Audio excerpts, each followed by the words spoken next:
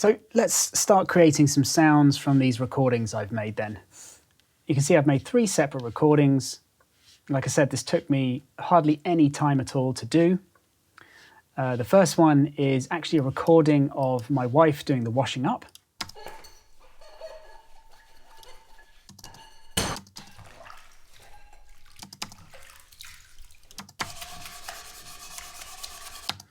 This is purely ambient noise in the hof or the yard just outside. Amusingly, when I shot this, all the birds stopped singing. So I got the portion where it was just complete silence, or very close to it.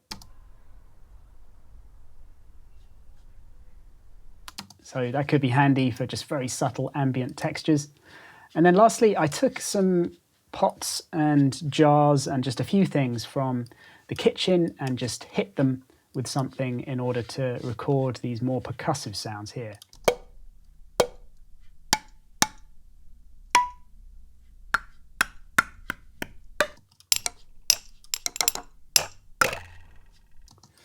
And then what I've done is I've gone through and I've just found particular sounds I like. So for example, say this one. And all you do is merely select that sound. And then I could use the sort of Apple-y split command, or I could just leave it selected like this, hold down the Alt key, and then just drag it out by the header there onto a separate track. So I tend to have a second audio track there, and I just pull out the bits that I want. Obviously, the advantage with actually splitting it means you can come back to it later on and remember which bit it was. Although, in live, if I keep it like this, if I zoom out, I can always see the whole audio file anyway, so live keeps it nice and straightforward there. So yeah, I pull out these different samples, and then I have them on a separate track, and then I start to work on them. So let's just show you just how easy it is to make different sounds from these recordings. So what we're going to do is make a hi-hat, and all you want really for this is some high frequency sound and ideally some transients. So I know that this washing up is all quite interesting high frequency sound.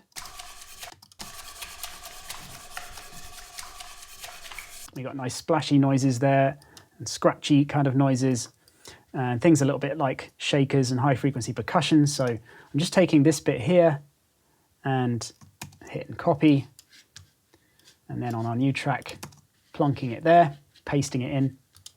And I'll create a new audio track now, and we'll name this one hi-hat. And I'm just going to copy that down to there as well, so we'll keep the original one. And for this one, I'm just going to make sure I've got the right bit here.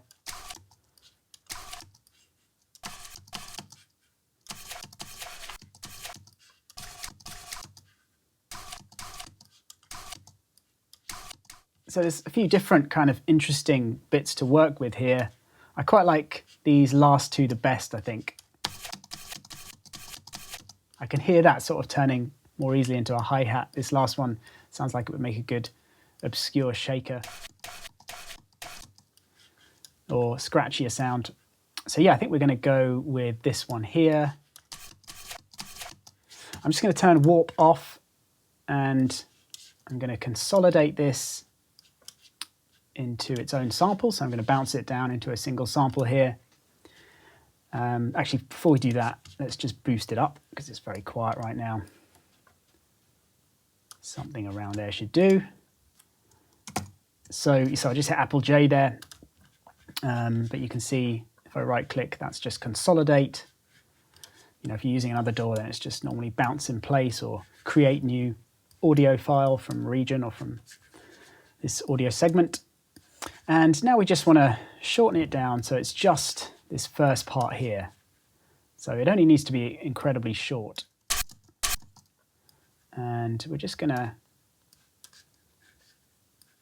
bring this right in as well. So you can hear at the moment, as we turn the level right up there, that it's just quite a noisy sound. So if we've got the first part right, we just need to then get our tail right as well. Again, I'm just going to turn off warp, actually. We don't need any warping on this one. And I'm going to bring this one in, and again set a fade there, something around there. That's kind of the sound we're after. We've got a nice transient there, and then a pretty fast fade out.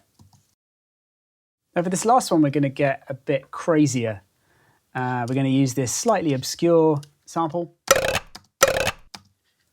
which was made by hitting a jar which had something on top, which is creating this rattling. So I hit the jar, the plastic thing that was sitting on top of it started rattling, and then I put my hand on it to stop it so that it kind of stopped abruptly. It created that kind of cool sound. So what I'm going to do is copy this down onto a new audio track once again. Get completely out of the way of all the other samples. And we'll come back to this sound. Actually, no, what we'll do first, we'll just take the pitch down a bit.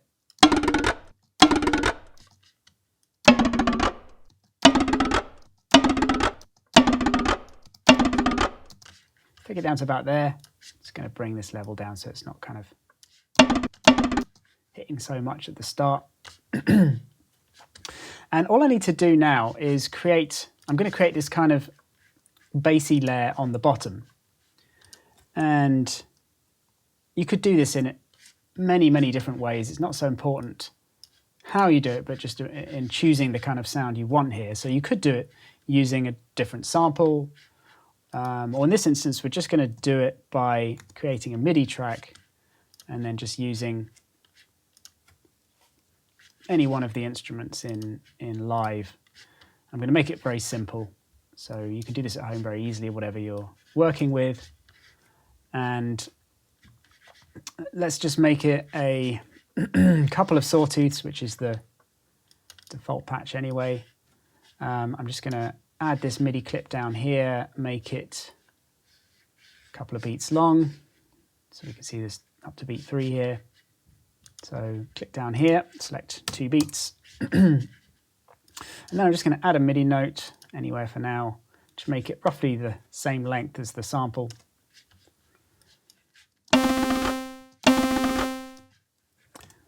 And turn the level down.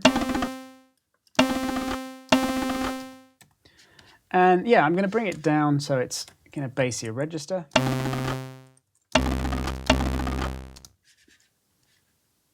And what we're going to do is, not going to mess around with the settings too much. I'm going to just click on the amplitude section to change the amplitude envelope and then just bring down this release so it doesn't fade out gradually at the end.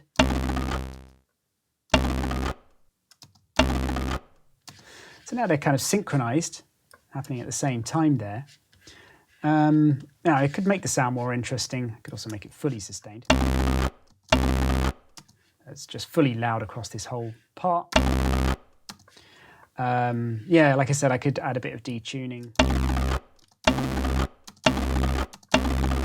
Maybe dirty it up a little bit. Yeah, I could also add some saturation to really fatten it up.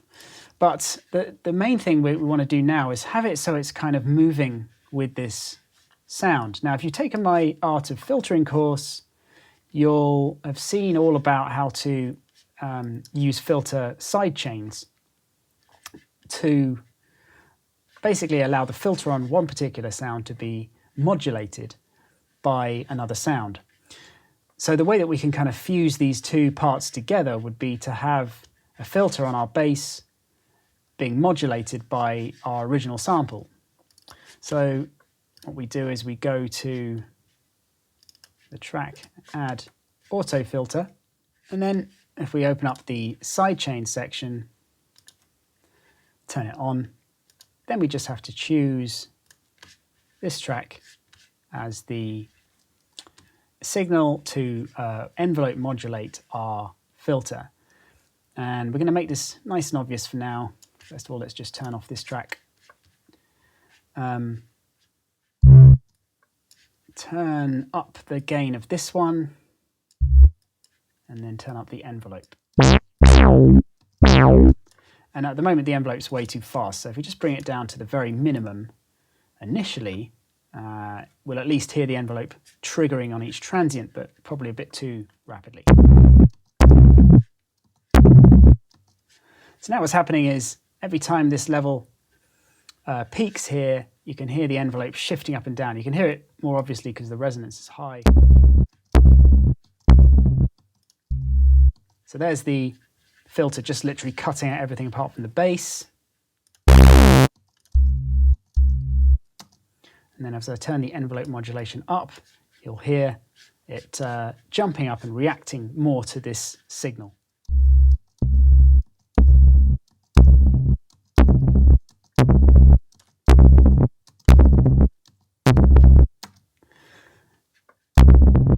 And then we just need to get the effect the way we want by bringing the frequency up to the right level,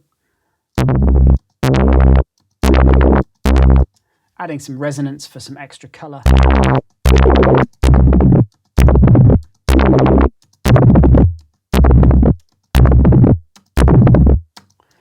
And maybe adding a bit of extra release if we want it to be a bit less rapid.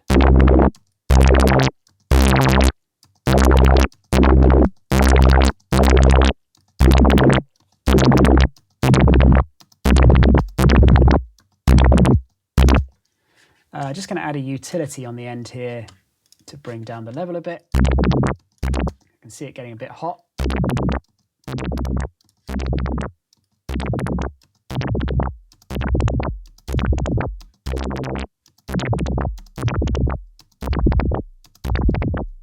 Bring it down really extremely there.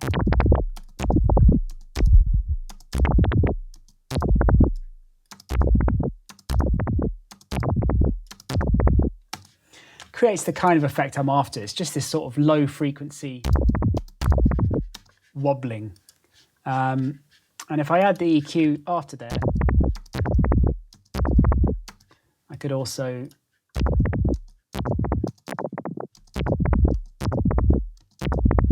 get rid of any bits I don't want. But the thing that's actually bothering me right now is this sound at the start here.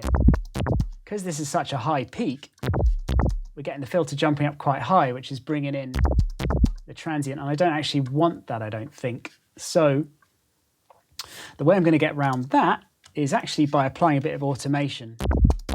So the envelope modulation isn't so high just for this part, because you can hear if it's down at the bottom, obviously the filter's not going to jump up at all.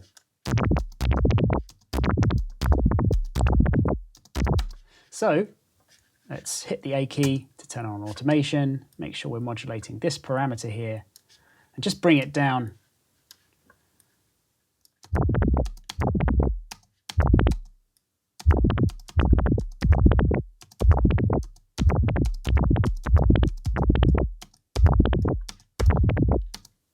So somewhere around there. Now let's hear it with the original sample.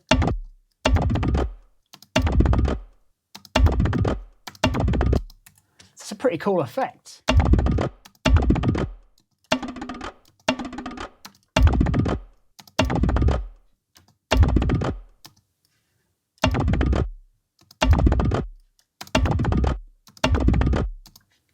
Pretty nice.